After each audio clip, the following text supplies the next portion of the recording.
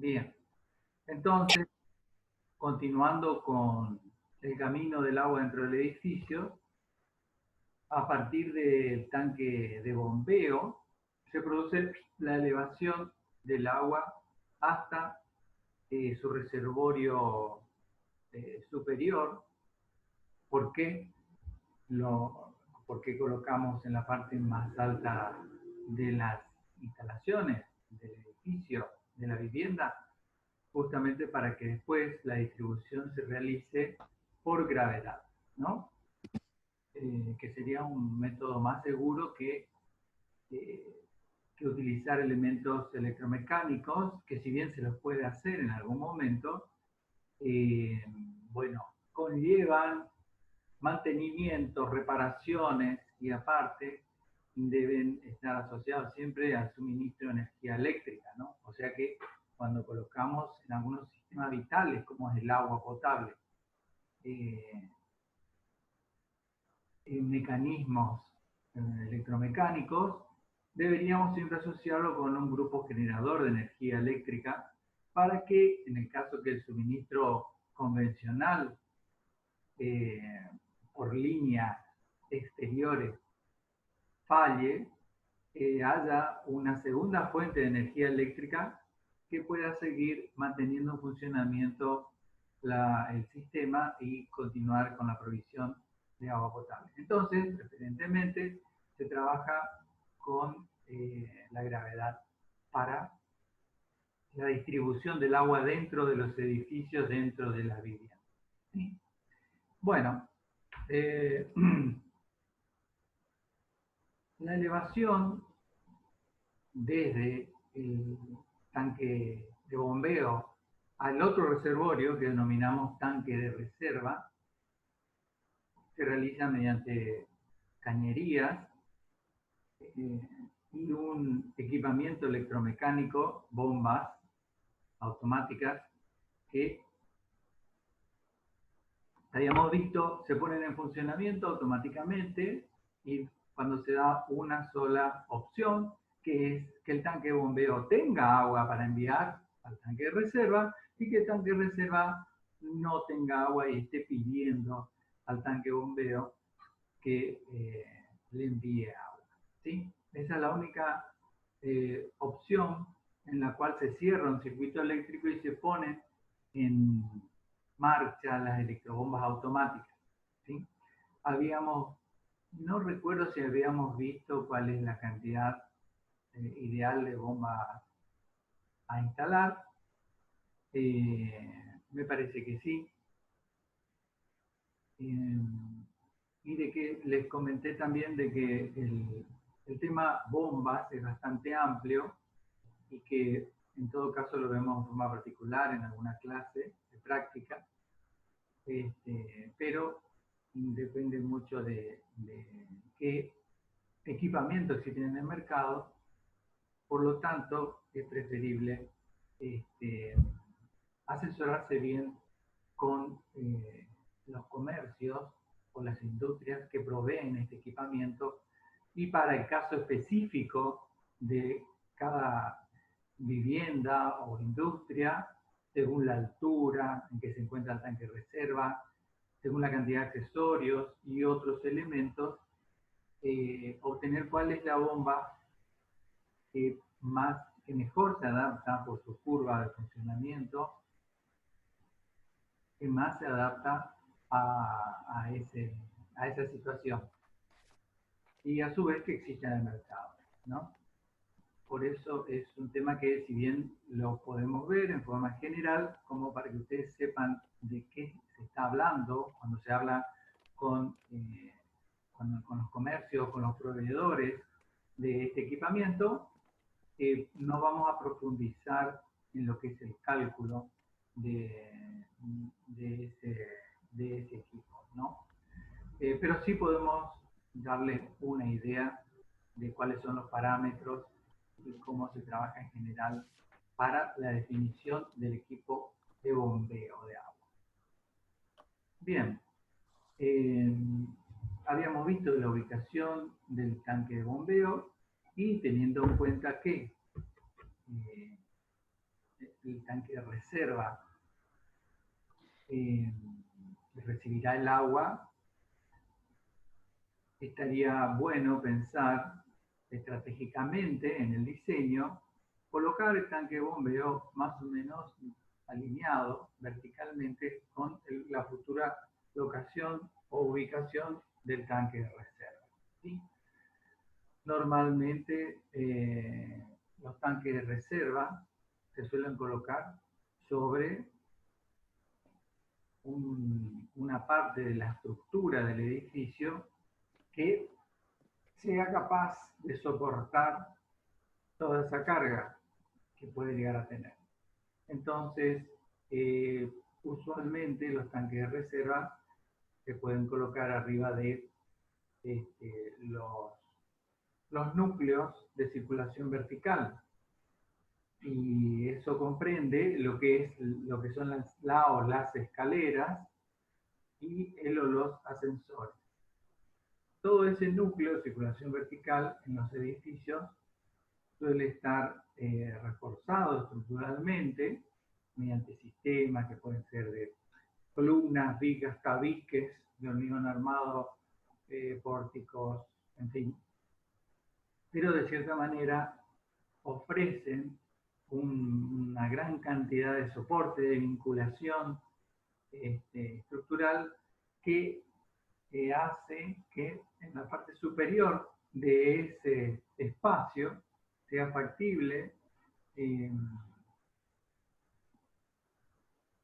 armar estructuralmente la base para la colocación de él o los tanques de reserva.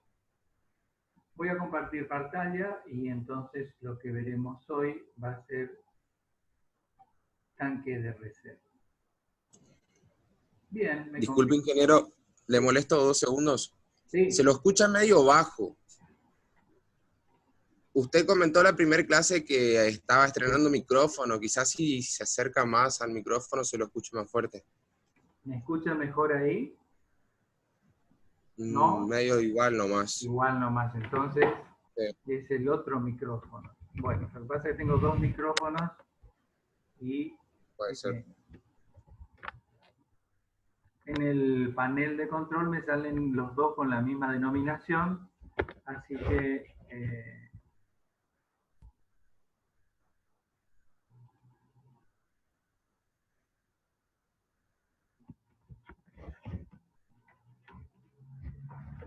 ¿ahí me escuchan un poco mejor?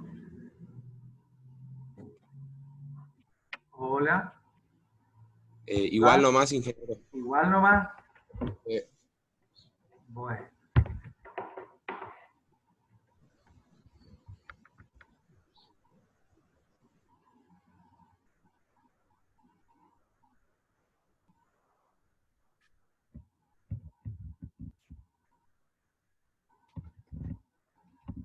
Hola, ¿y ahí cómo estamos?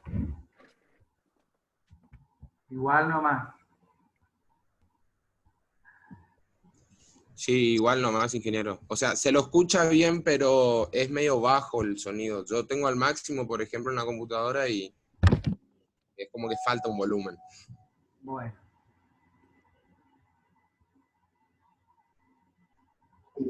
Bueno, hay gente que escucha bien, así que bueno, igual vamos a tratar de mejorar a todo el mundo, pero por ahí te diría que si podés amplificar tus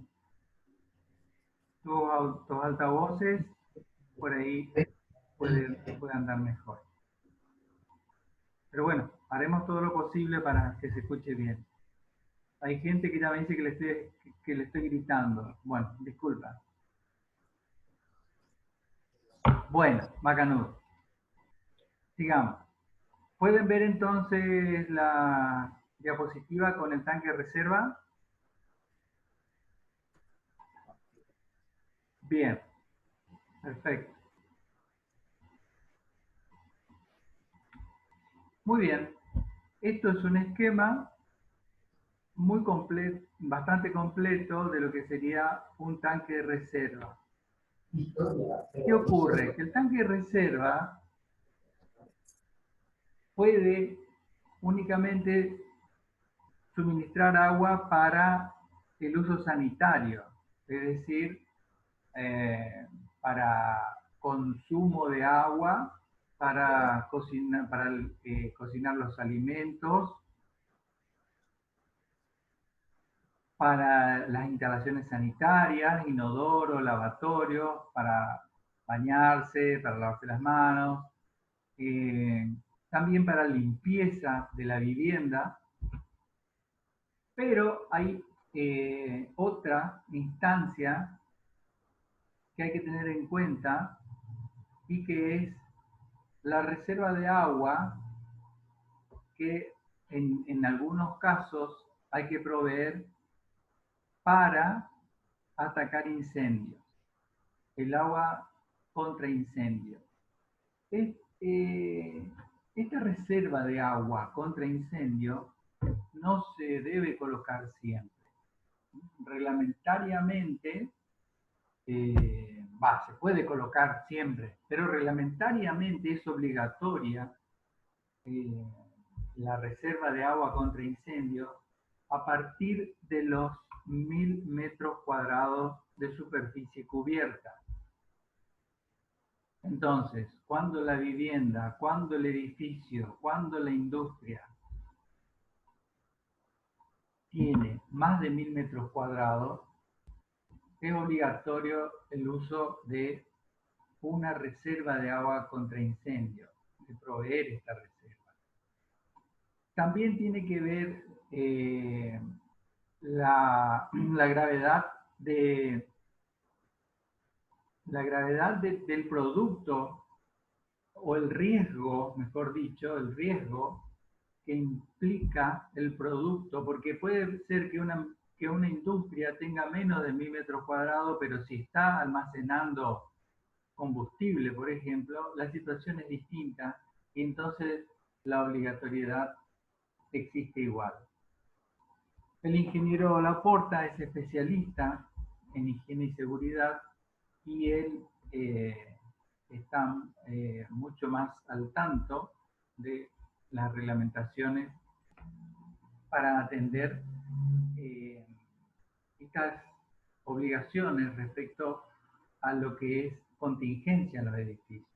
Contingencia abarca en realidad una serie de circunstancias, no exclusiva y únicamente incendio. El incendio de un edificio es una de las contingencias que podría haber dentro del edificio. Yo me refiero a incendio porque estamos hablando del tanque de reserva, de agua, y hay una parte de las reglamentaciones de las contingencias que puede ocurrir en un edificio que toca el tema del incendio, y dentro de lo que es incendio, además de otros elementos, hay reglamentariamente la obligación de, a partir de ciertos umbrales, utilizar agua utilizar agua, y por lo tanto hay que tener una reserva dentro del predio, dentro del terreno, una reserva de agua destinada exclusivamente para el uso, para combatir los probables focos de incendio o los incendios, ¿sí?, que puedan producirse en el edificio. A Dios gracias, los incendios en los edificios prácticamente no ocurren, ¿no? O sea, nada prácticamente no ocurre. Tienen una muy baja probabilidad de ocurrir, ¿no? Por suerte. Así que, igualmente, básicamente superado cierta superficie cubierta, 1000 metros cuadrados para ser más precisos, ya es necesario colocar una cantidad de agua disponible para combatir el incendio. El agua destinada para combatir el incendio puede estar en un tanque separado y exclusivo para el sistema contra incendios, y el agua para uso sanitario puede estar en su sistema exclusivo, ¿no? Pero por una cuestión económica es preferible en los edificios, en la industria que van a necesitar agua contra incendios, es preferible tener toda el agua acumulada en un solo elemento. Y ese elemento sería el tanque de reserva, que para el caso en que atienda tanto a usos sanitarios como a uso contra incendios, se le llama tanque de reserva mixto, porque puede atender a dos funciones al mismo tiempo. Dos funciones, pueden atender a dos funciones, ¿no? Iba a decir al mismo tiempo, pero no creo que alguien se esté duchando mientras se esté incendiando el edificio, ¿no? Así que digamos que tiene dos funciones. Este esquema de tanque de reserva que ustedes ven en la pantalla es un tanque de reserva mixto. Puede atender a las dos cuestiones, uso sanitario y uso contra incendio, ¿sí? Entonces es más completo que un tanque de una vivienda común, como la donde viven ustedes probablemente, si viven en un edificio muy grande, una vivienda unifamiliar, donde no es necesario colocar toda la cantidad de agua contra incendio, solamente el uso sanitario, y entonces, en ese caso, el tanque es mucho más sencillo, ¿no? Bien. Cualquier consulta me la hacen por el chat, ¿sí? Bueno, entonces, ¿qué pasa? Vamos a ver acá cómo llega el agua hasta el tanque de reserva. Como pueden observar en la figura, van a ver dos subidas al tanque de reserva, ¿no? Una a la izquierda y otra a la derecha del tanque. No quiere decir que se coloquen las dos subidas, se coloca una de las dos. Ocurre que la subida que está dibujada a la izquierda corresponde cuando el agua llega directamente de la red hasta el tanque de reserva, ¿sí? Que sería el caso de una vivienda común, unifamiliar, como en mi caso de mi casa, como en el caso de muchas viviendas. El agua entra a la vivienda desde la red con presión suficiente como para llegar, si bien a veces no todo el día, pero en algún momento del día, llega la presión a ser suficiente para que el agua pueda ascender hasta el tanque de reserva, ¿sí? Y llenarlo. Perfecto. Esa es la solución de la izquierda, ¿sí? Entonces, la cañería de subida se representa en línea llena, color azul, ¿sí? Esa es la simbología. Y la nomenclatura es una letra S, que significa subida, o un número, que puede ser 1, número arábico, no romano, ¿sí? Un 1, y una descripción del caño. En este caso, no sé si ustedes lo leen bien, más o menos se lee, pero dice caño de hierro galvanizado, diámetro 25. Que son 25 milímetros, si recuerdan, que sería 1 pulgada, diámetro interior libre. ¿Está? Esa es la nomenclatura. O sea, en los planos, mezclando un poquito, en los planos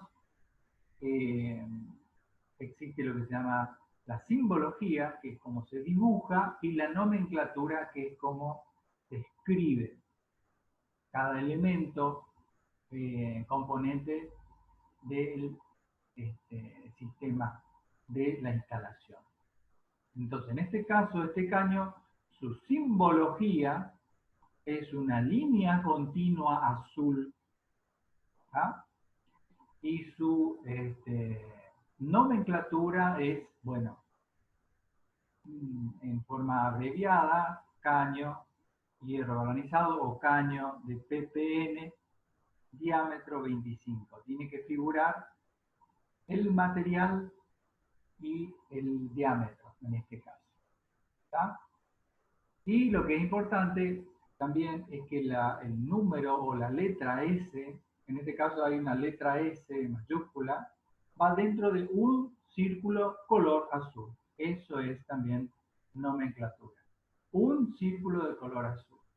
¿Por qué? Porque un círculo indica que el flujo asciende dentro del caño. Dos círculos indican de que el flujo desciende dentro del caño. ¿Está? Entonces, simbología, línea azul continua.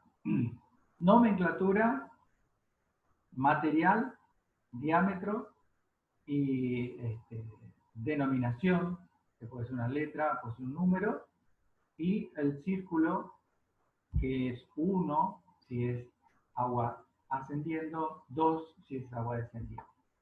¿Vamos bien? Esto ya le va a ir sirviendo todo para el tema de la presentación que van a tener que hacer en los trabajos prácticos. En este caso hay una doble línea azul, pero es simplemente un detalle, porque esto es un dibujo más detallado del tanque, y por eso tiene una doble línea azul, pero con colocar una sola línea azul, ¿no? Ya estaríamos bien. Luego observamos que antes de ingresar al tanque de reserva, se instala una llave de paso, ¿sí? En este caso, es una llave de paso que, como habíamos visto en la clase pasada, si no hay ninguna disposición reglamentaria, normativa, entonces colocaríamos las válvulas esclusas hipoesféricas, ¿sí? La de un cuarto, la de media vuelta, hipoesférica. ¿Por qué razón? Bueno, porque no es necesario evitar que el agua retroceda. Y además, porque tiene la gran ventaja de tener muy poca pérdida de carga, muy poca pérdida de presión. ¿Está? Entonces, se coloca ahí una válvula esclusa hipoesférica antes de ingresar. ¿Por qué está ahí eso? Porque después puede ser que se olviden en el examen o en el diseño de colocar esa llave ahí. Pero ¿por qué se coloca esa llave ahí? Porque si alguien sube para hacer alguna reparación, porque hay alguna pérdida, algo en el tanque de reserva, y necesita cortar el flujo de agua que está ingresando, lo puede hacer ahí, en el lugar, en la cercanía, encontrando esta llave de paso. ¿Está bien? Si no, tendría que descender e ir hasta, bueno, la llave de paso general que está al ingreso, en el caso de que venga directamente desde la red esta cañería. ¿Se entiende? Entonces, se encuentra con un problema ahí. ¿Qué hago? Bueno, cierro la llave de paso que está ahí al lado, al ingreso, y trabajo, ¿no? Hago el mantenimiento, hago la reparación, lo que se necesite. Por esa razón es que está esa llave de paso. Y esto se lo comento para que recuerden de colocarla cuando es de red la alimentación de agua al tanque de reserva. Bien, ingresa al tanque de reserva la cañería, ¿no? Y se encuentra inmediatamente adentro con algo que ya vimos en el tanque de bombeo, que es el flotante mecánico. ¿Tá? El flotante mecánico que se lo mostré, uno, ¿se acuerdan de la clase pasada? Uno grande de bronce, de 3/4 pulgadas de diámetro, con una varilla de bronce y un flotador de telgopor, una pelota de telgopor. ¿Recuerdan? Bien, eso es lo que se encuentra inmediatamente al ingresar adentro del tanque de reserva. Entonces, siempre que haya presión en la red, el agua ingresará al tanque de reserva y cuando llegue a cierto nivel máximo, que es esa línea celestita que ustedes ven en la diapositiva, que es el pelo de agua, la parte superior, la superficie superior de agua, el flotador moverá la válvula dentro del flotante mecánico y tapará el ingreso. ¿Está bien? Bueno, ese caño de subida puede ser Si no es mucha la altura recorrido, se puede realizar en plástico, por ejemplo, polipropileno, ¿sí? El PPN, que son estos caños, que pueden ser marrones, o si no, hay otros que son verdes que tienen otro sistema de unión, que es termofusión, este puede ser roscado. Ahora después vamos a ver un poco más en detalle. Y si el edificio tiene mayor altura, entonces se prefiere en muchas oportunidades realizar esta subida de agua en hierro galvanizado.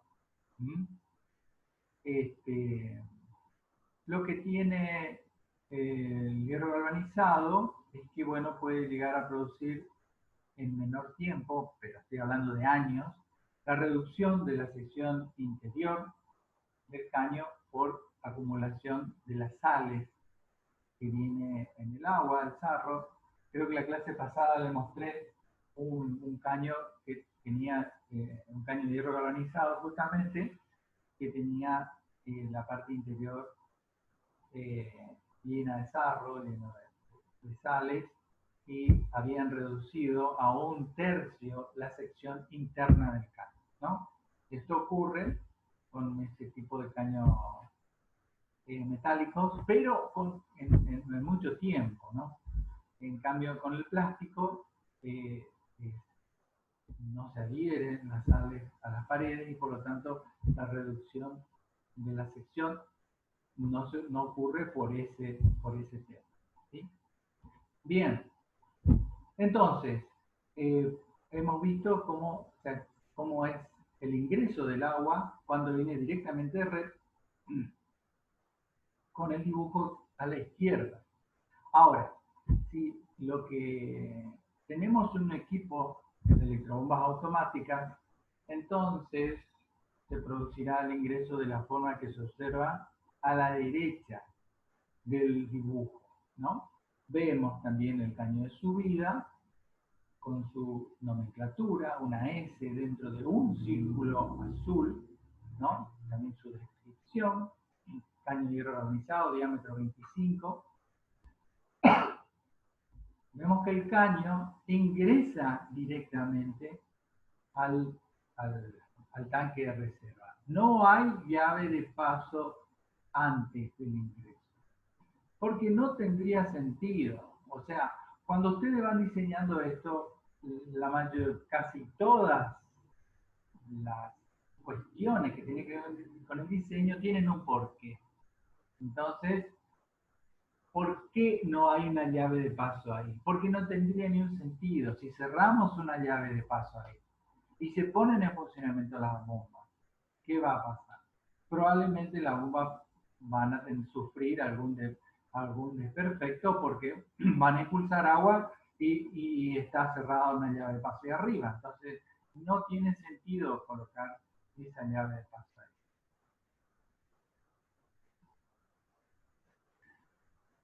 Cristian pregunta qué se hace cuando la cañería junta sarro. Bueno, con el tiempo la cañería va juntando sarro, ese sarro no se puede limpiar fácilmente con algún sistema, por lo tanto, a través de... Pero son muchos años, ¿no? O sea, no pasa eso en 1 año, en 2 años, a menos que el agua sea muy agresiva. Pero si no pasa eso en poco tiempo.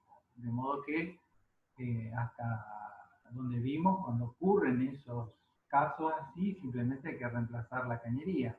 Son cañerías viejas y por lo tanto se las trata de reemplazar por un material más novedoso y que no provoque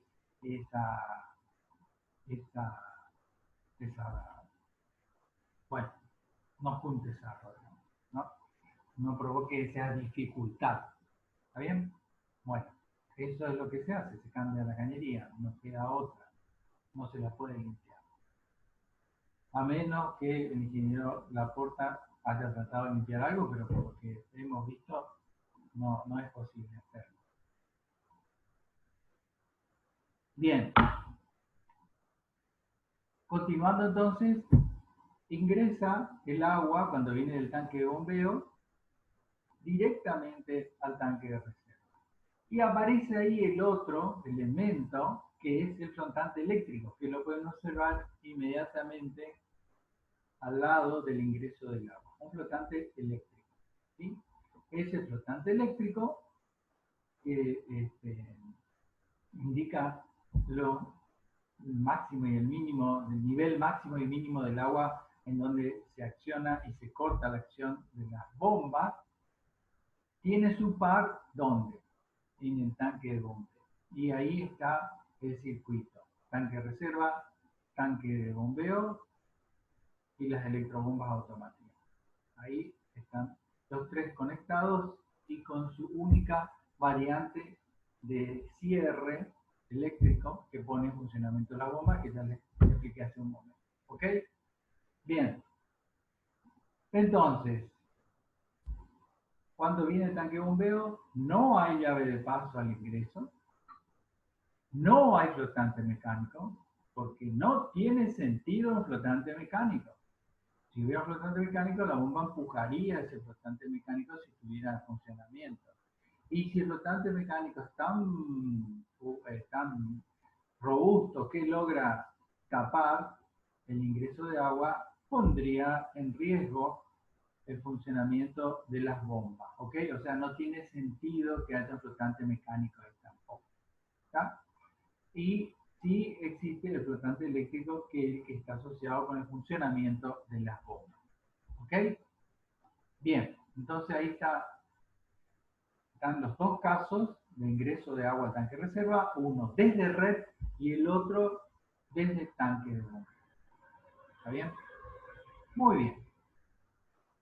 Una vez que ingresamos al tanque, el tanque en este caso, el que está dibujado acá, es un tanque hecho in situ de hormigón armado, ¿no? Y el tanque en su diseño debe contemplar ciertos parámetros, como por ejemplo, que si tiene más de 4.000 litros debe ser bipartimental, es decir, debe tener por lo menos 2 compartimentos.